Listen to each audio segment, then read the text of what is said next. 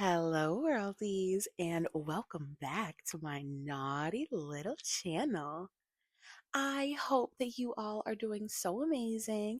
I am working on being more consistent and really thinking about the vision that I have for the channel. Like I said in my last video, stay tuned. I do have something in the works for the fall season. And so stay tuned for that. I'm very excited about it. I'm just working out the last few kinks, and then there will be a huge announcement before the end of the week. But I also do want to let you guys know that I have a Patreon that I'm working on getting some exclusive content onto. I thank you to everyone who has supported so far. I do have some people who are free members. I do have some people who have like purchased singular videos.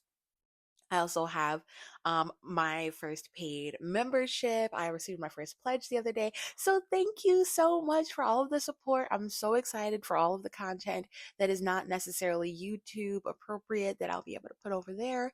And I also have a members page where I will be making video styles of like video versions of the audios with the images, same basic, editing style that I have on my public videos. So stay tuned for all of the amazing things to come. I hope you guys are all soaking up the last few days of summer. I feel like fall starts in a few days. And so I hope you guys are enjoying getting ready for this new season.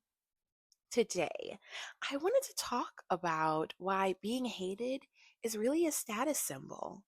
You know, I've noticed that everyone seems to be so afraid of being hated, but hatred is actually a proof of your status.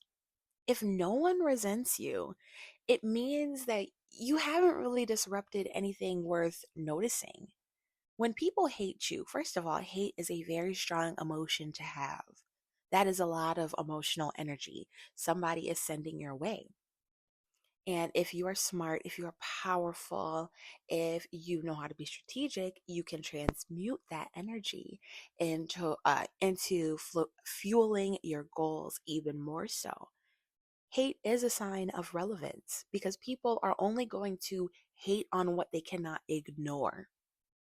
Hatred basically becomes free marketing because that means that people are talking about you for free. People are talking about you without even getting paid to talk about you. They're noticing everything about you. They're boosting you in the algorithm. Even if they're sharing your videos to talk about them in a group chat and talk shit and all that, it's still relevance. It's still free marketing. See, me personally, I don't know where I saw this take. I can't remember the creator at all, but it was somebody basically talking about when they start getting trolls, when they start getting hate comments, that's how they know that they are on the right track. I'm the type of person where I do hide people off of my channel so that they can argue with themselves in the comment section. If they come on here talking poorly about other exotical creators, if they come over here a little bit too spicy for me, if somebody just simply disagrees and is very respectful, I usually will just leave that alone. But for the most part, I mainly get comments that are so supportive, so uplifting, people even asking me to make certain types of videos. But when I get like a troll or a hate comment, I look at it, I pat myself on the back, I say, yes, you have these hoes shaking in their boots. And then I usually hide them off of their channel because this is not your safe space to hate on me or other exoticals or the space in general. You can always just go make your own channel and talk about us and continue giving us relevance over there. Because there are so many like absolutely huge content creators that are talking about this sector, and it just goes to show how relevant we are. Because there is no way that like channels that are literally like three times the size, three, four, five times the size of the biggest creators in this space have time in their day to make content about us and keep up with what we're doing. That's relevance because silence is irrelevance. That means you're completely irrelevant. But the way I feel about it is, love me or hate me, both prove that I matter. Both prove that my voice is being heard. And I feel like indifference is the real insult. Like I don't know what like why I'm like this, but I do feel as though I thrive a bit off of some negative attention because I want to be a disruptor. I want to make content that is controversial. I want hate comments. I want people to disagree. That is the whole point of Why World. But I want to talk a little bit about the psychology of haters. I love talking about this topic. I love psychoanalyzing people who, you know, can conjure up so much emotional energy for somebody that they claim to dislike. Hatred, oftentimes, most of the time, it's envy in disguise. They want what you have, but they can't admit it. A lot of times people are just projecting. If people are saying, oh, your voice is irrelevant, nobody cares, blah, blah, blah. What it is they see that you have subscribers. They see that you're getting likes. They see that you have people sharing your videos. They see that you're getting positive comments and they are envious. They wish that they had that. I feel like one of the big differences in how I understand jealousy and envy is that, jealousy can more so kind of you're looking at something that somebody else has and you kind of feel this desire in yourself, like the gap between you realizing that you want that but that you don't yet have it, but you're not to the point of hating the other person. You're more so, jealousy is more so the type of emotion that can make you get up and do something. When you see somebody who has, your dream body and you feel a little bit jealous, you're like, oh wow, I guess I want that. Let me get my butt up and start working on getting that, you know? Versus when it's envy. Envy is oftentimes somebody feels as though what you have, whether it's your looks, your accomplishments, your confidence, your consistency, your discipline, whatever it is, they more so feel as though you don't deserve what you have and that they are more deserving and they should have it more than you. That's why, envy is the more dangerous emotion. Envy is when you see those people who unalive their friend and things like that. Typically, it's not jealousy, it's envy, because jealousy, most people, if they're smart, they know how to say, oh, I guess I'm jealous because I want that. Let me start working on getting that. Versus with envy, they're focusing all of their negative attention onto you and what you have. And instead of them saying, like, oh, let me get my butt up and work on achieving that myself. That way I don't have to feel jealous anymore. They're more so feeling as if you don't deserve that. I should have that. That's when they start crossing into little cuckoo territory and start wanting to get violent, start wanting to unalive people, start wanting to dox people. It's envy, is what it is. They want to try to show, they want to highlight, they want to try to, discredit you, make all these ad hominem attacks. They want to, try to they want to expose to your audience. They want to say, see, look, they don't deserve. And then they want to try to put themselves up on a pedestal and be like, well, they don't deserve this notoriety. They don't deserve this pedestal, this attention, this privilege, whatever they have. I deserve that more. And a lot of times you will see that when certain content creators, I've been meaning to talk about that girl who she was coming against Lupita, which was like wild. Like I don't pay attention to Lupita like really at all, but I also don't have any issue with her. Um I've never heard her, you know, say anything too problematic. Like I said, she's just not really on my radar just because like I don't really see myself when I look at Lupita. Um we just don't, I prefer women. If I see myself in you, then I will just kind of tune in to what you're doing a little bit more because I feel like you're my representation. I don't feel like Lupita is my representation, so I don't really pay attention to what she has going on that much. I haven't like made any sort of connection with her work to kind of support her because I do support women that I look nothing like as well, but more so if I've made some sort of like connection with what they're doing.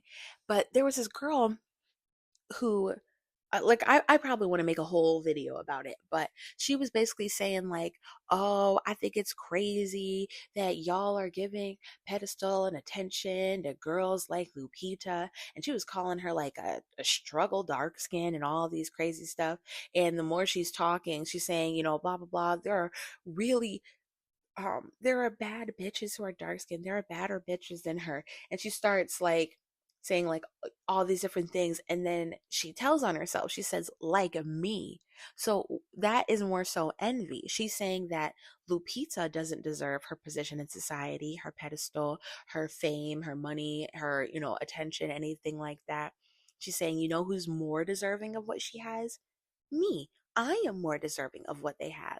That is where you start getting more dangerous, because at the end of the day, it's like if you want it so bad, there's no reason why you shouldn't be going out and trying to get it, putting all of your energy into trying to say that somebody else is not as deserving and you're more deserving.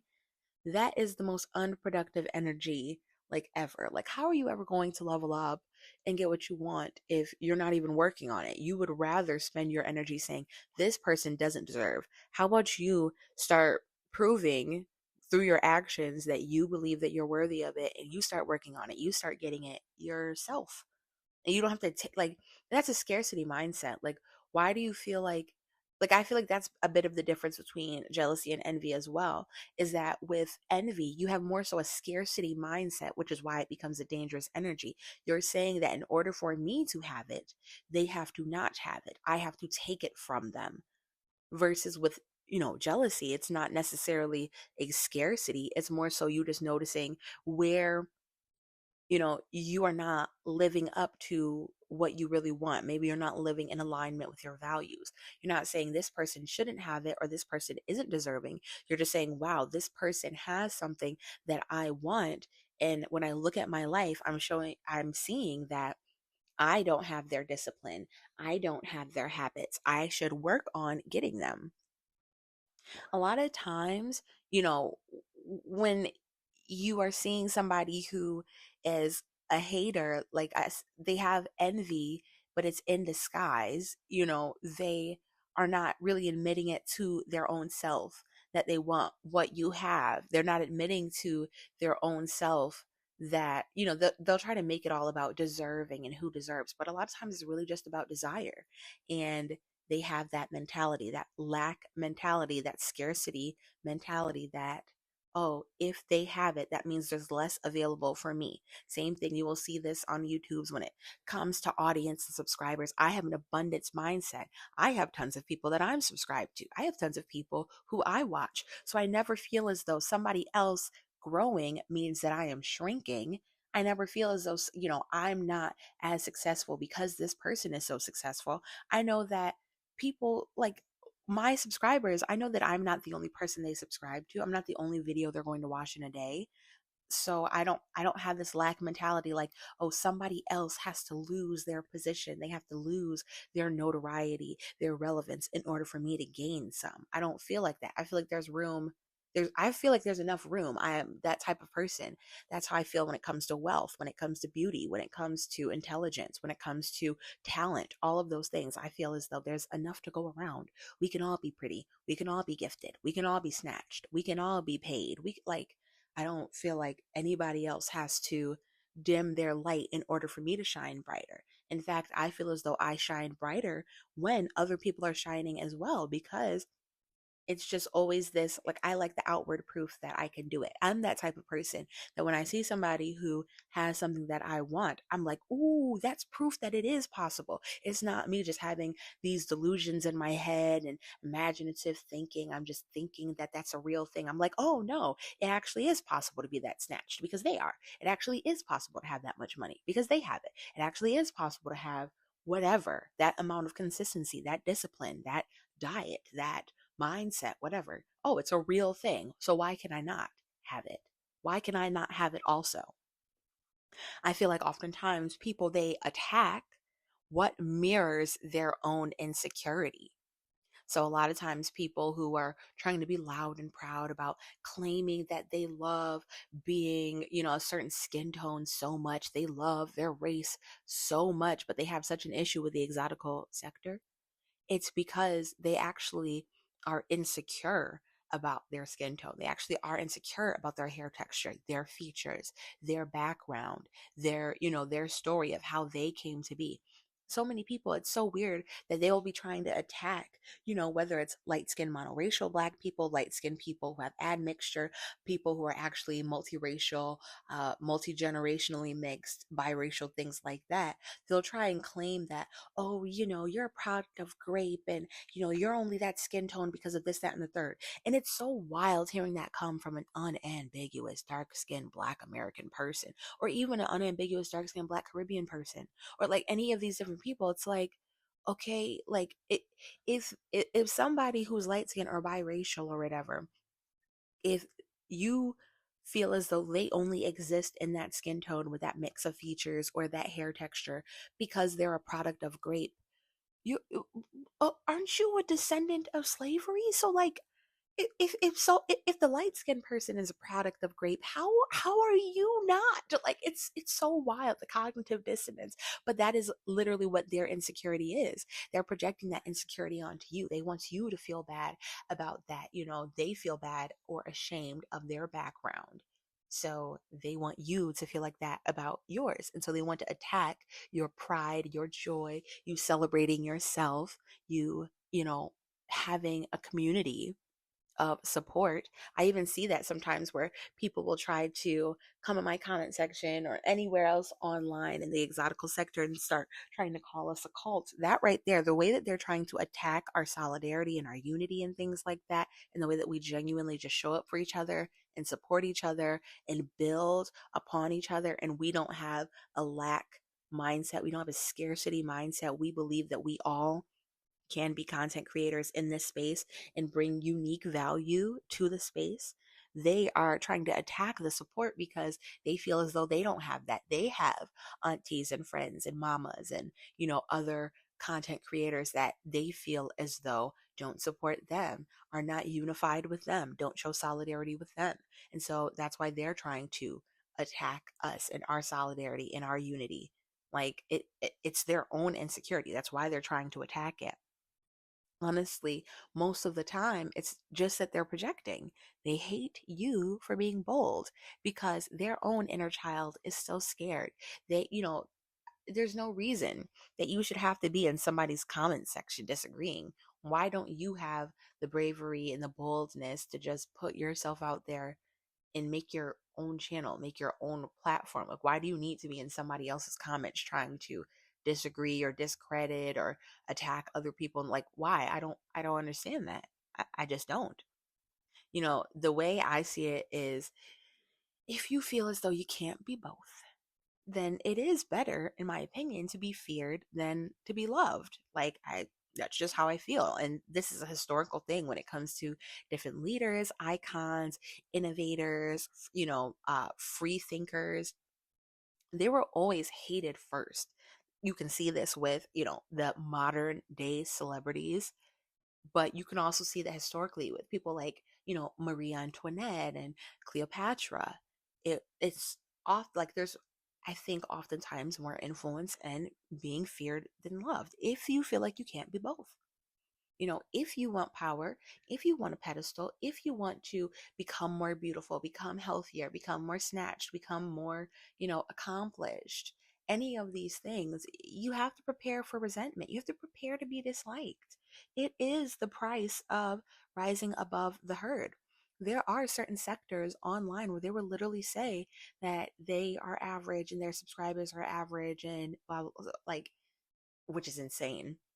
This sector is not for women who feel like they're average. It is for exceptional women. It is for exceptional, above average women.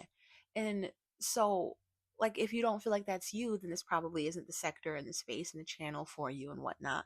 But the reason that I talk so much, I'll always notice when somebody is not my target audience because they'll say certain things like, just like these things where it's like, the only reason you're saying that is because you're average. When you are above average, yes, you do have to deal with certain things like people hating on you or people, trying to, sabotage your glow up. And that's why we talk about these things, because we are exceptional, above average women, and the women that are a part of our audiences are also that. And so we are speaking to them about the things that they're going to have to deal with. When you are rising above the pack, rising above the herd, it's not even that you're competing with other people. You're competing with the average version of yourself, the basic version of yourself, me versus me mentality. The thing that nobody understands is that haters do create authority. The louder that your haters become, the more consistent that they are in trying to hate on you, the stronger your authority is going to look. Hate basically validates your positioning. If I wasn't above them, they wouldn't be looking up towards me to throw stones. Like all of the nitpicking, all of the, trying to track people's skin tones, all of the trying to expose, all of the disagreeing and stuff, that is celebrity treatment. So when women, like, it's so weird how people will treat you like a celebrity and then they get mad when you start feeling like a damn celebrity. It's like, well, it's not that I just came out the womb feeling like a celebrity. It's just that you kept giving me celebrity treatment. You kept nitpicking me and throwing hate and saying all this stuff. I'm like, oh well, that's what famous people have to deal with. That's what celebrities have to deal with. That's what people with authority and influence have to deal with. So you're treating me like those people, but then you have an issue when I start to see myself as one of those people.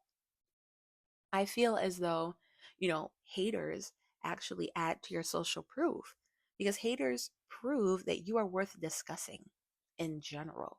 Whether it's people who are saying something positive or negative, it's always going to be a good thing. I feel like a lot of times people don't realize that, you know, hate is like worship in reverse. Either way, they're acknowledging that you are in their mind above them, and so that's why they're paying attention to you. That's why they're giving you their energy. But they feel as though they can't love you, and so they'd rather obsess over you through the hate. Either way, they want to be connected to you. Either way, they want to comment. Either way, they want to engage. Either way, they want to be connected to your energy. They want to send energy your way. They just can't admit that maybe they're just a fan. Maybe it's too hard for them to admit that maybe they just admire you. They'd rather go towards envy than hate. I feel like your glow is always going to threaten the one still in the dark. If you think about, like, if you close your eyes and you think of like a dark room or something, you know, the bright light that is shining in there, if you flip a light switch on, then everybody can see it. Everybody can pay attention to it. So, it's going to threaten all of the darkness around you. They're going to see you. You are shining so brightly. They can't ignore you. They cannot. Me, I'm very big on, if I don't want to see that, I won't comment on it. I won't speak about it. I will tell my algorithm, show me less like this. I don't want to see this. But some people, they don't do that because they do want to be connected to your energy. They do want to be noticed by you. They do want you to speak on them. They do.